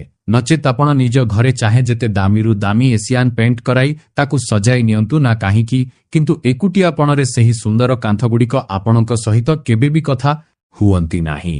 ଏକଥା ସତ ଯେ ଭଲ ଗୁଣ ଏବଂ ଖରାପ ଗୁଣ, ଏହି ଦୁଇଟି ଯାକ ଜିନିଷ ଦୁନିଆର ପ୍ରତ୍ୟେକ ମଣିଷ ଭିତରେ ଭଗବାନ ଜନ୍ମରୁ ହିଁ ପୁରାଇ ରଖିଥାନ୍ତି। ଏବେ ଏହା ପୂରାପୂରି ମଣିଷ ଉପରେ ନିର୍ଭର କରେ ଯେ ସେ ଏହି ଦୁଇଟି ମଧ୍ୟରୁ ଯାହାର ସବୁଠାରୁ ବେଶୀ ବ୍ୟବହାର ନିଜ ଜୀବନରେ କରିବ, ସେହି ଗୁଣ ତାର ଚରିତ୍ରରେ ସବୁଠାରୁ ଅଧିକ ଫୁଟି ଉଠି ଦୁନିଆ ସାମ୍ନାକୁ ଆସି ଯାହା ସତରେ ଅସଲି କଷ୍ଟ ଏବଂ ଯନ୍ତ୍ରଣା ହୋଇଥାଏ, ତାହାକୁ ତ ମଣିଷ ନିଜ ଛାତିରେ ଚୁପଚାପ ଚାପି ରଖିଦିଏ। କିନ୍ତୁ ଯେଉଁ ଦୁଃଖ ଲୋକଙ୍କ ସାମ୍ନାରେ କାନ୍ଦି କାନ୍ଦି ପ୍ରକାଶ କରାଯାଏ, ଦୁନିଆ ତାକୁ ପ୍ରାୟତଃ କେବଳ ଏକ ଦେଖାଣିଆ ଏବଂ ତମାସା ହିଁ କହିଥାଏ। ଅନେକ ସମୟରେ ଲୋକଙ୍କ ହାତରେ ତ ହଜାର ହଜାର ଟଙ୍କା ଥାଏ, କିନ୍ତୁ ସେମାନଙ୍କର ପାରସ୍ପରିକ ସମ୍ପର୍କ ଆଉ ନାତା ଟଙ୍କାକର ସମାନ ବି ସଚ୍ଚା ହୋଇନଥାଏ। ପୁରୁଣା ଯୁଗରେ ଗୋଟିଏ ସମୟ ଥିଲା ଯେତେବେଳେ ଆଖପାଖରେ ଏକାଠି ରହୁଥିବା ଲୋକମାନେ ହୃଦୟରୁ ବହୁତ ହିଁ ଅଧିକ ଭଲ ଆଉ ସଚ୍ଚା ହେଉଥିଲେ, କିନ୍ତୁ ଏବେର ଏହି ଆଧୁନିକ ଯୁଗରେ ଲୋକେ କେବଳ ସ୍ୱାର୍ଥ ପାଇଁ ମୁହଁରେ ଭଲ ଆଉ ମିଠା ହୁଅନ୍ତି। ଜୀବନରେ କେବଳ ସେହି ମଣିଷକୁ ନିଜର ସଚ୍ଚା ସାଙ୍ଗ ମାନିବେ ଯିଏ ଆପଣଙ୍କର ବିନା କିଛି କହି ହିଁ ଆପଣଙ୍କର ନୀରବ ଆଖି ପଢ଼ିନେବ ଆଉ ଆପଣଙ୍କ ଦୁଃଖ ବୁଝିନେବ। ନଚେତ୍ ହସୁଥିବା ଚେହେରା ତ ଆମର ପ୍ରତିଦିନ ଆମ ଶତ୍ରୁମାନେ ବି ଦେଖନ୍ତି। ମାଳି ବି ଏକଥା ଜାଣେ ଯେ ଯେଉଁ ଛୋଟ ଗଛକୁ ସବୁବେଳେ କେବଳ ଖରା ଆଉ ଝଡ଼ରୁ ବଞ୍ଚାଇ ବହୁତ ବେଶୀ ସମ୍ଭାଳି କରି ଘର ଭିତରେ ରଖାଯାଏ, ସେଗୁଡ଼ିକ କେବେ ବି ବଡ଼ ହୋଇ ଗୋଟିଏ ବିଶାଳ ଆଉ ମଜବୁତ ବୃକ୍ଷ ହୋଇପାରନ୍ତି ନାହିଁ। ଆମର ପାରସ୍ପରିକ ସମ୍ପର୍କର ଏ ଯଦି ଟିକିଏ ବହୁତ ହସ ମଜାକ ଆଉ ପିଲାଙ୍କ ଭଳି ଦୁଷ୍ଟାମି ଥାଏ, ତେବେ ସେହି ସମ୍ପର୍କ ସମୟ ସହିତ ଆହୁରି ଅଧିକ ଗଭୀର ଏବଂ ମଜବୁତ ହୋଇଯାଏ। କିନ୍ତୁ ଯଦି ସେହି ସମ୍ପର୍କଗୁଡ଼ିକରେ ପରସ୍ପରକୁ ତଳକୁ ଖସାଇବାର କୌଣସି ଗଭୀର ଷଡ଼ଯନ୍ତ୍ର ଆସିଯାଏ, ତେବେ ସେହି ସୁନ୍ଦର ସମ୍ପର୍କ ସବୁଦିନ ପାଇଁ ଶେଷ ଏବଂ ନଷ୍ଟ ହୋଇଯାଏ ମଣିଷର ନିଜର କରାଯାଇଥିବା ଭୁଲ ଆଉ ମନ୍ଦିରରେ ବସିଥିବା ଭଗବାନ। ଏହି ଦୁଇଟି ଯାକ ଜିନିଷ ଆପଣଙ୍କୁ କେବଳ ଆଉ କେବଳ ସେତିକିବେଳେ ସ୍ପଷ୍ଟ ରୂପରେ ଦେଖାଯିବେ ଯେତେବେଳେ ଆପଣ ପୁରା ସଚ୍ଚା ମନରୁ ଏହାକୁ ମାନିବେ ଏବଂ ଗ୍ରହଣ କରିବେ। ଚାହେଁ ତାହା ମାଟିରେ ଲଗାଯାଇଥିବା କୌଣସି ଛୋଟ ଗଛ ହେଉ କିମ୍ବା ଆପଣଙ୍କ ମୁଣ୍ଡରେ ଜାତ ହେଉଥିବା କୌଣସି ଭଲ ବା ଖରାପ ବିଚାର ହେଉ, ଏହି ଦୁଇଟି ଯାକ ଜିନିଷ କେବଳ ସେତିକିବେଳେ ବଢ଼ନ୍ତି ଆଉ ବଡ଼ ହୁଅନ୍ତି ଯେତେବେଳେ ଆପଣ ଏହାକୁ ଲଗାତାର ନିଜର ଧ୍ୟାନ ଆଉ ପାଣି ଦେଇ ବଞ୍ଚାଇ ରଖନ୍ତି। ଆଜିକାଲି ସମାଜରେ ନିଜକୁ ଧଳା ପୋଷାକ ପିନ୍ଧା ଆଉ ଭଦ୍ର କହୁଥିବା ଲୋକଙ୍କର ଯେଉଁ ଅସଲି ଆଉ ଘୃଣ୍ୟ ରୂପ ମୁଁ ଦେଖୁଛି, ତେବେ ବହୁତ ଥର ମୋତେ ନିଜର ଜଣେ ଛୋଟମୋଟ ଦୋଷୀ ହୋଇଥିଲେ ବି ବହୁତ ଅଧିକ ଗର୍ବ ଏବଂ ଅହଙ୍କାର ଅନୁଭବ ହେବାକୁ ଲାଗେ। ଆମର ଏହି ଜୀବନ ଏମିତି ଏକ କଠୋର ଆଉ କଡ଼ା ବିଦ୍ୟାଳୟ ଅର୍ଥାତ୍ ସ୍କୁଲ ଅଟେ, ଯେଉଁଠି ସମୟର ଶ୍ରେଣୀରେ ପୂର୍ବରୁ ପଢ଼ାଯାଇଥିବା କୌଣସି ବି ପାଠ କୌଣସି ବି ମଣିଷକୁ ଦ୍ୱିତୀୟ ଥର ଫେରିକି ପଢ଼ାଯାଏ ନାହିଁ। ଜଣେ ଭିକାରୀ ହାତରେ ରଖାଯାଇଥିବା ଛୋଟ ଭିକ ପାତ୍ର ତ କିଛି ଟଙ୍କା ଆଉ ଖାଦ୍ୟଶସ୍ୟ ଦେଇ ସହଜରେ ପୁରା ଭରାଯାଇପାରିବ, କିନ୍ତୁ ମଣିଷ ମନର ଯେଉଁ ଇଚ୍ଛା ଆଉ ଲୋଭର ପାତ୍ର ଥାଏ, ତାହା ଦୁନିଆର ସବୁ ସମ୍ପତ୍ତି ମିଳିବା ପରେ ମଧ୍ୟ କେବେ ଭରେ ନାହିଁ।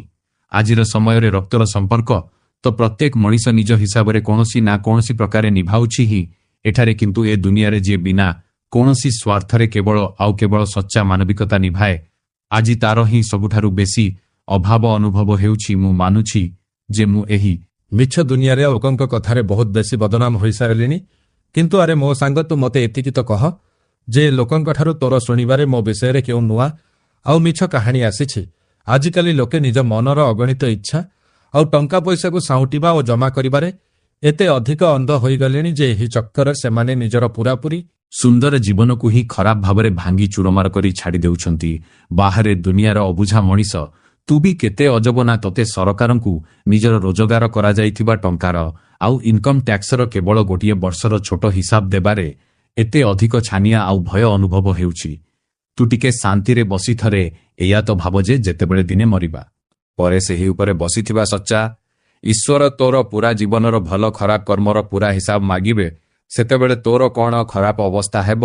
ଏ ଦୁନିଆରେ କିଛି ନିର୍ଲଜ୍ଜ ଲୋକଙ୍କର ତ ପ୍ରକୃତି ଆଉ ଅଭ୍ୟାସ ହିଁ ବିଲକୁଲ ଏମିତି ହୋଇଥାଏ ଯେ ଯେଉଁଠି ସେମାନଙ୍କୁ ସମାଜରେ ଟିକିଏ ବି ଇଜ୍ଜତ ଆଉ ସମ୍ମାନ ମିଳେ ନାହିଁ, ସେମାନେ ବାରମ୍ବାର ଯାଇ ସେଇଠି ହିଁ ନିଜ ମୁହଁ ମାରନ୍ତି ଏବଂ ଅପମାନିତ ହୁଅନ୍ତି। ଯଦି ଜୀବନ ବଞ୍ଚିବାର ଅଛି, ତେବେ ସବୁବେଳେ କେବଳ ସେହି କିଛି ଖାସ୍ ଆଉ ପ୍ରିୟ ଲୋକଙ୍କ ପାଇଁ ବଞ୍ଚିବା ଶିଖ, ଯେଉଁମାନେ ଦରକାର ପଡ଼ିଲେ ତୁମ ପାଇଁ ଖୁସି ଖୁସି ମରିବାକୁ ବି ପ୍ରସ୍ତୁତ ହୋଇ ଛିଡ଼ା ରୁହନ୍ତି। ଯେମିତିକି କୁହାଯାଇଛି, ନିଜର କରାଯାଇଥିବା ଭୁଲ ଆଉ ଏହି ସୃଷ୍ଟିକୁ ଚଳାଉଥିବା ଭଗବାନ, ଏହି ଦୁଇଜଣ ଆପଣଙ୍କୁ ସେତିବେଳେ ଅନୁଭବ ହେବେ ଯେତେବେଳେ ଆପଣ ଏମାନଙ୍କୁ ନିଜର ସଫା ମନରେ ମାନିବେ। ଆମ ସମାଜର ଗୋଟିଏ ବହୁତ ହିଁ ପିତା ଆଉ ଫୋଡ଼ି ହେଲା ଭଳି ସତ୍ୟ ଏହା ମଧ୍ୟ ଯେ ଠିକ୍ ସମୟରେ ବାହାଘର ନ ହେଲେ କେବଳ ଘରର ଝିଅମାନେ ହିଁ ନୁହନ୍ତି, ବରଂ ବିନା କୌଣସି ଭଲ ଚାକିରି ଆଉ ରୋଜଗାରରେ ଯେଉଁ ଘରର ଯୁବକ ପୁଅମାନେ ଥାଆନ୍ତି, ସେମାନେ ବି ଗୋଟିଏ ବୟସ ବିତିଯିବା ପରେ ନିଜ ଘର ଲୋକଙ୍କ କାନ୍ଧ ଉପରେ ଗୋଟିଏ ବହୁତ ଓଜନିଆ ବୋଝ ପାଲଟି ଯାଆନ୍ତି। ଯେଉଁ ଲୋକମାନେ ଆସରରେ ସବୁବେଳେ ହସୁଥାନ୍ତି ଆଉ ଅନ୍ୟମାନଙ୍କୁ କେବେ କୌଣସି ଦୁଃଖରେ ଭାଙ୍ଗିବାକୁ କିମ୍ବା କାନ୍ଦିବାକୁ ଦିଅନ୍ତି ନାହିଁ, ବିଶ୍ୱାସ କରନ୍ତୁ ଭିତରୁ ସେମାନେ ନିଜ ଜୀବନରେ ସବୁଠାରୁ ବେଶୀ ଭାଙ୍ଗି ଯାଇଥିବା ଆଉ ଛିନ୍ନଭିନ୍ନ ହୋଇଥିବା ମଣିଷ ହୋଇଥାନ୍ତି। ଆଜିର ଏହି ଦେଖାଣିଆ ଯୁଗରେ ଆପଣଙ୍କ ହୃଦୟ ଭିତରୁ ଯେତେ ବି ସଫା ଆଉ ଭଲ ଅଛି କି ନାହିଁ, ଏହି କଥା ସମାଜ ପାଇଁ କୌଣସି ମାଇନେ ରଖେ ନାହିଁ। କାରଣ ଆଜିକାଲି ଲୋକେ କେବଳ ମଣିଷର ସୁନ୍ଦର ଚେହେରା ଆଉ ତାର ପକେଟରେ ଭରା ହୋଇଥିବା ମୋଟା ଟଙ୍କା ହିଁ ଦେଖନ୍ତି। ନିଜର କୌଣସି ବି ଜଣେ ବିଶ୍ୱସ୍ତ ମଣିଷକୁ ନିଜ ଚାଲାକିରେ ଧୋକା ଦେଇ କୌଣସି ଅନ୍ୟ ନୂଆ ମଣିଷକୁ ଖୁସି କରିବାକୁ ଚେଷ୍ଟା କରିବେ। ଦୁନିଆର ସବୁଠାରୁ ବଡ଼ ଘୃଣ୍ୟ ଧୋକା ଅଟେ। ଏମିତି ସ୍ୱାର୍ଥପର ଆଉ ଧୋକେବାଜ ମଣିଷକୁ ତ ଉପରେ ବସିଥିବା ଈଶ୍ୱର ମଧ୍ୟ କେବେ କ୍ଷମା କରନ୍ତି ନାହିଁ। ପାଗର ଅବସ୍ଥା ଦେଖି ଲାଗୁଛି ଯେ ଏଥର ଶୀତ ତ ବିଲକୁଲ ଏମିତି ହଠାତ୍ ଗାୟବ ହୋଇଗଲା, ଯେମିତି ଆମର ଖରାପ ସମୟରେ ଟଙ୍କାର ଦରକାର ପଡ଼ିଲେ ଆମର ସବୁଠୁ ପାଖ ଆଉ ଧନୀ ସମ୍ପର୍କୀୟମାନେ ହଠାତ୍ ଗାୟବ ହୋଇଯାନ୍ତି। ଥରେ ଜଣେ ମଣିଷ ହାତ ଯୋଡ଼ି ଭଗବାନଙ୍କୁ ପଚାରିଲା ଯେ, ହେ ପ୍ରଭୁ, ଟିକେ ଏହା କୁହନ୍ତୁ ଯେ ଆପଣଙ୍କର ନିଃସ୍ୱାର୍ଥ ପ୍ରେମରେ ଆଉ ଆମ ମଣିଷମାନଙ୍କର ପ୍ରେମରେ ଶେଷରେ ସବୁଠାରୁ ବଡ଼ ପାର୍ଥକ୍ୟ କ'ଣ ଅଛି? ସେତେବେଳେ ଭଗବାନ ହସି ହସି ବହୁତ ହି ମଧୁର ଉତ୍ତର ଦେଲେ। ସେ କହିଲେ ଯେ, ଆରେ ମଣିଷଟି ଗୋଟିଏ ଛୋଟ ପକ୍ଷୀ, ପୁରା ଖୋଲା ଆକାଶ ଆଉ ପବନରେ ସ୍ୱାଧୀନତାର ସହ ଉଡ଼େ। ତେବେ ତାକୁ ଦିଆଯାଇଥିବା ସେହି ସ୍ୱାଧୀନତା ହେଉଛି ମୋର ସଚ୍ଚା ପ୍ରେମ ଆଉ ଯଦି ସେହି ସୁନ୍ଦର ପକ୍ଷୀଟି ନିଜର ସ୍ୱାଧୀନତା ହରାଇ କୌଣସି ସୁନାର ପଞ୍ଜୁରୀ ଭିତରେ ବନ୍ଦୀ ହୋଇଯାଏ, ତେବେ ସେହି ପଞ୍ଜୁରୀ ହେଉଛି ତୋର ସ୍ୱାର୍ଥପର ପ୍ରେମ ନିଜ ମନର ଛୋଟ ଛୋଟ ଆଉ ପ୍ରିୟ ଇଚ୍ଛାଗୁଡ଼ିକୁ ପ୍ରତିଦିନ ମାରି କଞ୍ଜୁସି କରି ବସ୍ ବ୍ୟାଙ୍କରେ ଟଙ୍କା ସଞ୍ଚୟ କରିବା, ଏବେ ସାର୍ବେ ଟଙ୍କା ସଞ୍ଚୟ କରିବା ଏବେ ପୁରାପୁରି ବନ୍ଦ କରିଦିଅ, କାରଣ ନା ତ ଏହି ଛୋଟ ଜୀବନର କୌଣସି ଭରସା ଅଛି ଯେ ଏହା କେତେବେଳେ ଶେଷ ହୋଇଯିବ, ଆଉ ନାହିଁ ଏହି କାଗଜ ଟଙ୍କାର କୌଣସି ଭରସା ଅଛି। ଯଦି ତୁମେ ସବୁବେଳେ ନିଜ ନଜରରେ ଅନ୍ୟମାନଙ୍କୁ ହିଁ ବହୁତ ବେଶୀ ମୂଲ୍ୟବାନ ଆଉ ଦାମୀ ପ୍ରମାଣିତ କରିବାରେ ଲାଗି ରହିବ, ତେବେ ବିଶ୍ୱାସ କର ଦିନେ ତୁମେ ନିଜେ ସେମାନଙ୍କ ନଜରରେ ବିଲକୁଲ କୌଡ଼ି ମୂଲ୍ୟର ଆଉ ବହୁତ ଶସ୍ତା ହୋଇଯିବ। ତୁମର ନିଜ ସହିତ ବିତାଇଥିବା ସେହି ଶାନ୍ତ ଏକାନ୍ତ ହିଁ ତୁମକୁ ଜଣେ ସଚ୍ଚା ଆଉ ବୁଦ୍ଧିମାନ ମଣିଷ କରିପାରିବ। ଯେତେବେଳେ କି ଏହି ଦୁନିଆ ଯାକର ଯେଉଁ ଲୋକଙ୍କର ଭିଡ଼ ଅଛି, ତାହା ତ ତୁମକୁ ବସ୍ ମେଣ୍ଢା ଛେଳିଙ୍କ ପରି ଗୋଟିଏ ସାଧାରଣ ମେଣ୍ଢା ହିଁ ବନାଇଦେବ। କାହାକୁ ଦିଆଯାଇଥିବା କ୍ଷମା ସବୁବେଳେ ସେହି ସୁନ୍ଦର ଆଉ କୋମଳ ଫୁଲ ସମାନ ହୋଇଥାଏ, ଯାହା ପାଦ ତଳେ ବହୁତ ଖରାପ ଭାବରେ ଦଳିମକଚି ହୋଇଯିବା ପରେ ମଧ୍ୟ ପବନରେ ନିଜର ମିଠା ବାସ୍ନା ଦେବା କେବେ ବି ଭୁଲେ ନାହିଁ। ଆପଣ ନିଜର ସଚ୍ଚା ଭଲ ପାଇବା ଆଉ ବଡ଼ମାନଙ୍କ ସମ୍ମାନ ପାଇଁ ଖୁସି ଖୁସି ସେମାନଙ୍କ ଆଗରେ ମୁଣ୍ଡ ନୁଆଇ ଦିଅନ୍ତୁ, କିନ୍ତୁ ମନେ ରହେ ଯେ କେବେ ବି କାହା ଆଗରେ ଏମିତି ତଳକୁ ଖସି କିମ୍ବା ନଇଁ ପଡ଼ି ସେହି ସମ୍ମାନ ଆଉ ପ୍ରେମର ଭିକ ବିଲକୁଲ ମାଗନ୍ତୁ ନାହିଁ। ଯେଉଁ ଲୋକମାନେ ଏ ଦୁନିଆରେ ସାପ ପରି ଦୁଇଟି ମୁହଁ ରଖନ୍ତି, ଯେଉଁମାନେ ଆପଣଙ୍କ ସାମ୍ନାରେ ଆପଣଙ୍କର ଆଉ ଅନ୍ୟମାନଙ୍କ ସାମ୍ନାରେ ଅନ୍ୟମାନଙ୍କର ହୋଇଯାଆନ୍ତି, କେଜାଣି ମରିବା ପରେ ସେହି ଲୋକମାନେ ଉପରବାଲା ସେହି ପ୍ରଭୁଙ୍କୁ ଯାଇ ନିଜର କେଉଁ ମୁହଁ ଦେଖାଇବେ? ଆପଣ ହିଁ କୁହନ୍ତୁ ଯେ ଆମର ପାରସ୍ପରିକ ପ୍ରେମ ଆଉ ସମ୍ପର୍କର ସେହି କୋମଳ ଫୁଲ ଭଲା କେମିତି ଫୁଟିବ ଯଦି ଆମେ ସବୁବେଳେ ବସ୍ ପରସ୍ପରର ଛୋଟ ଛୋଟ ଭୁଲ ହିଁ ଖୋଜୁଥିବୁ। ଜୀବନର ଏହି ବହୁତ ହିଁ ସିଧା ସାଧା ଗଣିତ ହେଉଛି ଯେ ଯଦି ଆପଣ କଠିନ ପରିଶ୍ରମ କରିବେ, ତେବେ ଆପଣଙ୍କ ପାଖରେ ଭଲ ଧନ ତିଆରି ହେବ। ଯଦି ଆପଣ ଅସୁବିଧାରେ ଧୈର୍ଯ୍ୟ ରଖିବା ଶିଖିବେ, ତେବେ ଆପଣଙ୍କର ପ୍ରତିଟି ବିଗିଡ଼ି ଯାଇଥିବା କାମ ବନିଯିବ। ଯଦି ଆପଣ ସମସ୍ତଙ୍କୁ ମିଠା ଆଉ ସ୍ନେହରେ କଥା କହିବେ, ତେବେ ସମାଜରେ ଆପଣଙ୍କର ଗୋଟିଏ ଭଲ ପରିଚୟ ତିଆରି ହେବ।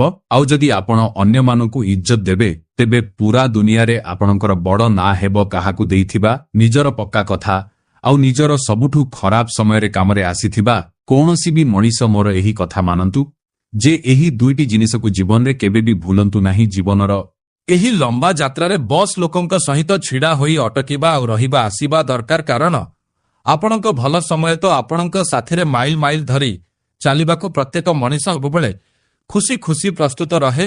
ଯେଉଁ ଲୋକମାନେ ଭିତରୁ ପୁରାପୁରି ଭାଙ୍ଗି ଚୁରମାର ହୋଇସାରିଥାନ୍ତି, ସେହି ଭାଙ୍ଗି ଯାଇଥିବା ଲୋକମାନେ ମଧ୍ୟ ଦିନେ ଭଲ ପାଇବା ପାଇ ପୁଣି ଥରେ ଯୋଡ଼ି ହୋଇଯାଆନ୍ତି ଆଉ ସମ୍ଭାଳି ହୋଇଯାଆନ୍ତି। ସର୍ତ୍ତ ବସ୍ ଏତିକି ଯେ ସେମାନଙ୍କୁ ସ୍ନେହରେ ସମ୍ଭାଳିବା ବାଲା ମଣିଷ ହୃଦୟରୁ ବହୁତ ବେଶୀ ଭଲ ଆଉ ସଚ୍ଚା ହୋଇଥିବା ଦରକାର। ଆପଣ ବସ୍ ସବୁବେଳେ ନିଜ ପାଇଁ ଆଉ ନିଜର ଭଲ ପାଇଁ ବଞ୍ଚିବା ଶିଖନ୍ତୁ, କାରଣ ଏହି ଯେଉଁ ବାହାର ଦୁନିଆ ଅଛି ନା, ସେ ତ ଏମିତିରେ ବି ଭିତରୁ ବହୁତ ଅଧିକ ସ୍ୱାର୍ଥପର ଆଉ ମତଲବୀ ଅଟେ। ନିଜର କୌଣସି ପ୍ରିୟ ମଣିଷକୁ ସବୁଦିନ ପାଇଁ ହରାଇବାର ଅସଲି ଆଉ ଗଭୀର ଦୁଃଖ କେବଳ ସେହି ମଣିଷ ହିଁ ଅନୁଭବ କରିପାରିବ ଆଉ ଜାଣିଥିବ, ଯିଏ ସତରେ ନିଜ ଜୀବନରେ କୌଣସି ନିଜର ଅତି ପାଖ ଆଉ ନିଜ ଲୋକକୁ ନିଜ ଆଖି ସାମ୍ନାରେ ହରାଇଥିବ।